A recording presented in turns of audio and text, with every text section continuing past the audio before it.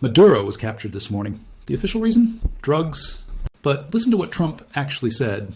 We're going to run the country. We're going to rebuild the oil infrastructure. He's the third leader removed for this. Saddam Hussein, Muammar Gaddafi, Nicolas Maduro. 3 different continents, 3 different decades, one identical crime. They all tried to sell oil without using the US dollar. And that is the one thing America will never allow. To understand why Maduro was captured this morning, you need to understand something that happened 50 years ago. In 1971, President Richard Nixon made a decision that changed the world. He ended the gold standard. For decades, the US dollar had been backed by gold. Any country holding dollars could exchange them for physical gold at a fixed rate. This made the dollar trustworthy. This made the dollar valuable. But America was running out of gold. The Vietnam War was expensive. Social programs were expensive. The government was printing more dollars than it had gold to back them. So Nixon did what every government eventually does. He chose the easy option. On August 15, 1971, he announced that the dollar would no longer be convertible to gold. Overnight, the dollar became a just paper, just a promise, just trust. And without gold backing it, why would anyone in the world keep using the dollar? Nixon had just created a crisis, and his Secretary of State, Henry Kissinger, had to solve it. Kissinger understood something fundamental. The dollar did not need gold to remain valuable. It needed something everyone in the world required, something no economy could function without. Oil. Every factory needs oil. Every military needs oil. Every truck, every ship, every airplane needs oil. If you could force the world to buy oil in dollars, then every country on earth would need dollars. Not because they trusted America, not because they loved America, because they had no choice. In 1974, Kissinger flew to Saudi Arabia with Treasury Secretary William Simon. The Saudis had just made a fortune from the 1973 oil embargo. Oil prices had quadrupled. The Saudi royal family was swimming in cash. Kissinger made them an offer. America would provide military protection to the Saudi regime, weapons, training, a security guarantee against any enemy. In exchange, Saudi Arabia would do 2 things. First, they would sell their oil exclusively in US dollars. Not British pounds, not French francs, not gold, dollars only. Second, they would take their surplus dollars and invest them in US Treasury bonds. They would lend their oil money back to America. The Saudis agreed. By 1975, every OPEC nation had followed Saudi Arabia's lead. Oil was now priced and sold in dollars worldwide. The petrodollar system was born. Let me explain why this system gave America unlimited power. Imagine you are Japan. You have no oil. You need to import every barrel. To buy oil, you first need dollars. How do you get dollars? You sell things to America. Cars, electronics, steel. You trade real goods for American paper. Now imagine you are Brazil. Same situation. You need oil, so you need dollars. You either sell products to America or you borrow dollars from American banks. Now multiply this by every country on earth. Suddenly, the entire world is working to acquire dollars. The entire world is either selling to America or borrowing from America. And what does America do? America prints dollars. It costs America nothing to create the very thing everyone else has to work for. This is why America can run massive trade deficits. This is why America can borrow trillions without collapse. This is why America can sanction any country by simply cutting off their access to dollars. The petrodollar is not an economic arrangement. It is an empire. And like any empire, it will destroy anyone who threatens it. November 2000, Saddam Hussein makes an announcement. Iraq will no longer accept US dollars for oil. All Iraqi oil sales will be conducted in euros. This was not about making money. In fact, it cost Iraq millions in conversion fees. The financial logic made no sense, but the political logic was clear. Saddam was challenging the petrodollar. If Iraq could sell oil in euros, other countries might follow. Iran was already considering it. Venezuela was interested. Libya was watching. If OPEC abandoned the dollar, the entire system would collapse. American debt would become unsustainable. Inflation would explode. The empire would end. So what happened to Saddam? Weapons of mass destruction. That was the official story. Saddam had chemical weapons, biological weapons, maybe nuclear weapons. America had to invade to protect the world. In March 2003, American forces rolled into Baghdad. No weapons of mass destruction were ever found. But within weeks of taking control, the United States made one change to Iraqi oil policy. Sales were switched back to dollars. The threat was eliminated. Muammar Gaddafi watched what happened to Saddam, and he did not learn the lesson. In 2009, Gaddafi proposed something even more ambitious than selling oil in euros. He wanted to create a new currency, a gold-backed currency called the gold dinar, a single currency for all of Africa. Gaddafi had a vision. African nations would sell their oil and resources for gold dinars instead of dollars or euros. Africa would control its own wealth. Africa would be free from Western financial domination. Gaddafi started accumulating gold. By 2011, Libya had 143 tons of gold reserves worth over $7 billion. He was serious. And then we know what happened next, because we have the emails. In April 2011, Hillary Clinton received an email from her advisor, Sidney Blumenthal. The subject line was, France's client and Gaddafi's gold. The email stated plainly that French intelligence had discovered Gaddafi's gold dinar plan, and this was one of the factors that influenced France's decision to attack Libya. The email listed French President Sarkozy's real motivations, not humanitarian concerns, not protecting civilians, a desire to gain a greater share of Libyan oil production, to increase French influence in North Africa, and to address concerns over Gaddafi's long-term plans to supplant France as the dominant power in Francophone Africa. There it was, in writing. In an official State Department email, the gold dinar was a threat, and the threat had to be eliminated. In October 2011, Gaddafi was captured by rebels. He was beaten, sodomized, and shot. Hillary Clinton received the news and laughed. We came, we saw, he died, she said. The gold dinar died with him. Libya's gold reserves vanished, and Libyan oil went back to being sold in dollars. Now you understand the pattern. Saddam Hussein, euros for oil, invaded, executed. Muammar Gaddafi, gold dinar for Africa, bombed, murdered. Same crime, same punishment. And Nicolas Maduro, he watched all of this. He knew the history, and he committed the same unforgivable sin. In September 2017, Venezuela announced it would stop accepting U.S. dollars for oil payments.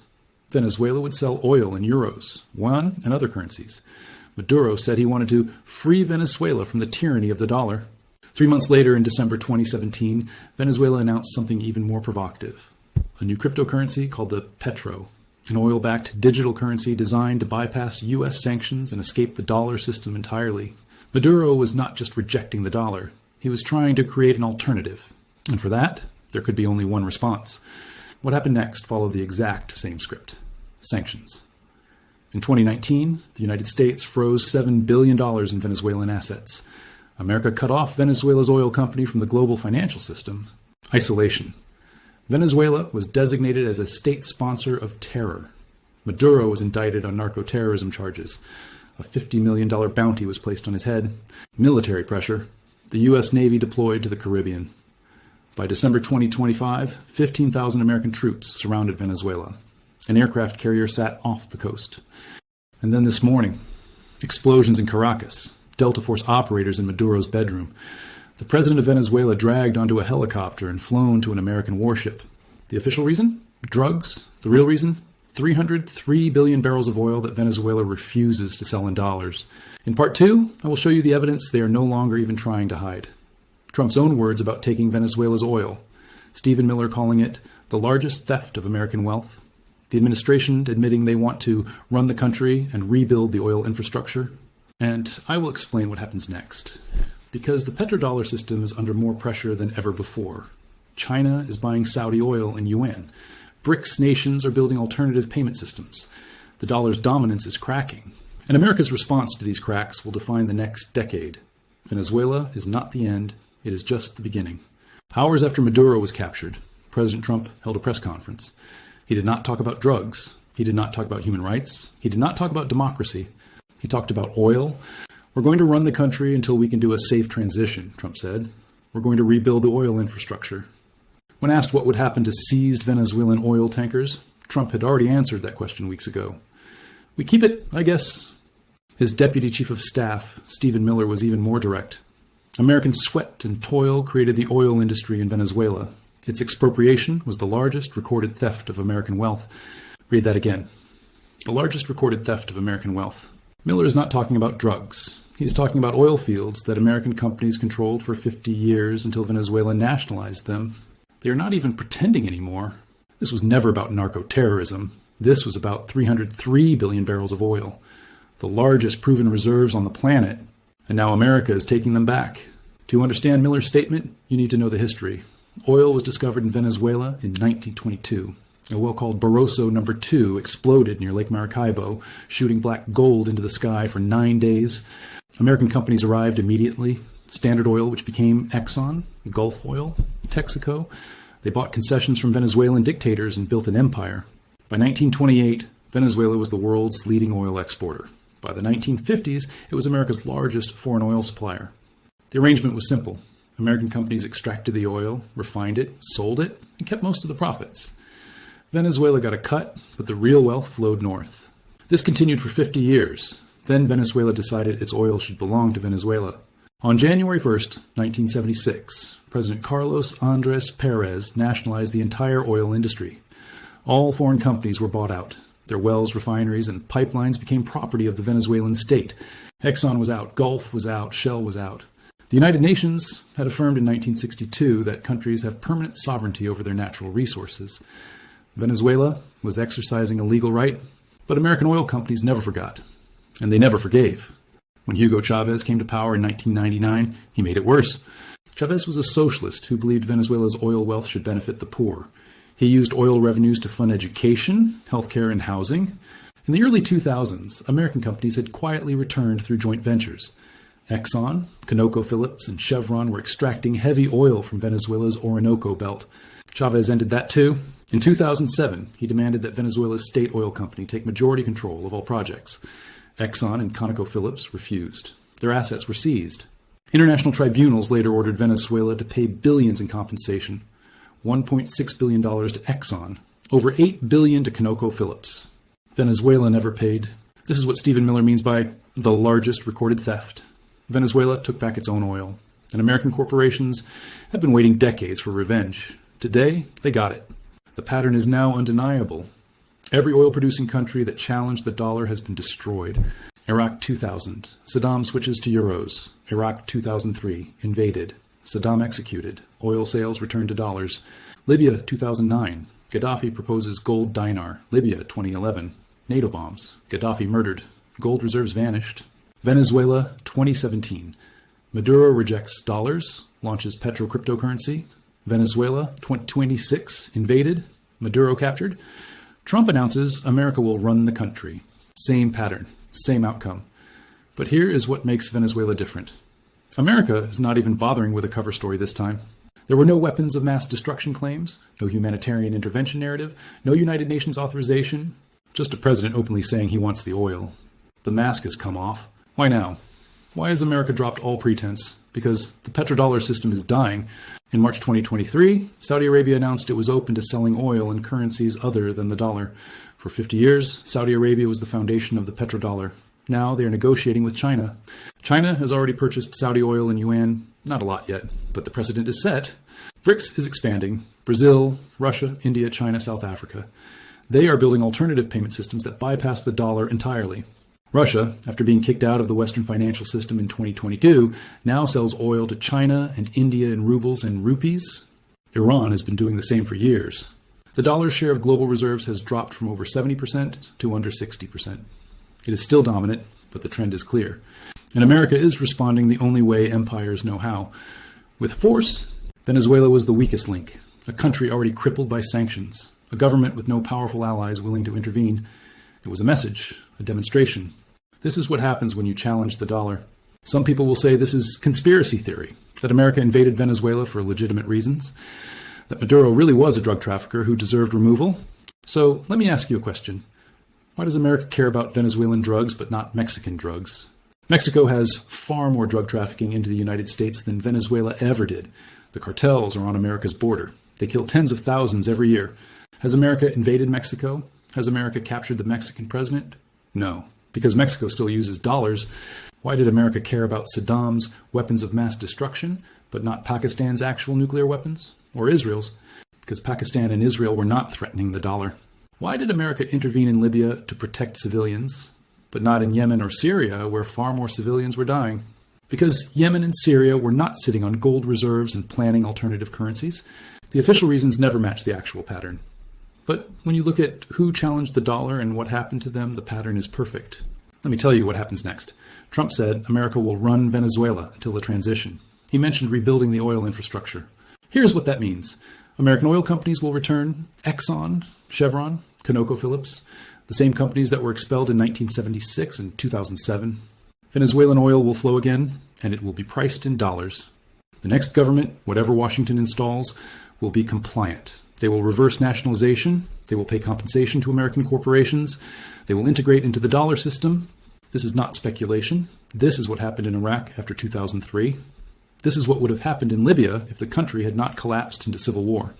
Regime change is not about installing democracy. It is about installing obedience.